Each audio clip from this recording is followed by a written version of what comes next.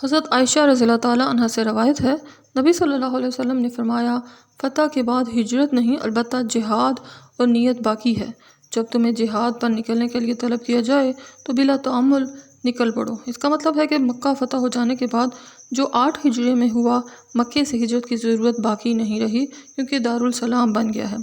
اس حدیث کا پس منظر یہ ہے کہ فتح مکہ کے بعد کچھ لوگوں نے مکہ سے ثواب کی غرض سے ہجرت کرنے کی اجازت طلب کی، اور ہجرت کا ثواب یہ ہے کہ اس سے سابقہ تمام گناہ مٹ جاتے ہیں۔ تو آپ صلی اللہ علیہ وسلم نے فرمایا، اب یہاں سے ہجرت کی ضرورت نہیں، البتہ اللہ تعالیٰ نے ثواب کا سلسلہ منقطع نہیں کیا، مگر کوئی شخص یہی ثواب لینا چاہے تو وہ حسن نیت سے، یعنی اگر ضرورت پڑے تو ہجرت کروں گا، اور جہاد کر کے یہ ثواب حاصل کر سکتا ہے۔ جب کوئی ملک یا علاقہ دارالسلام قرار پا جائے تو وہاں سے کسی اور علاقے کی طرف ہجرت کرنا ضروری نہیں، البتہ وہ علاقے جو دارالکفر ہیں، وہاں دین پر عمل کرنا یا اس پر قائم رہنا مشکل ہے، تو ایسے علاقوں سے ہجرت کرنا واجب ہے۔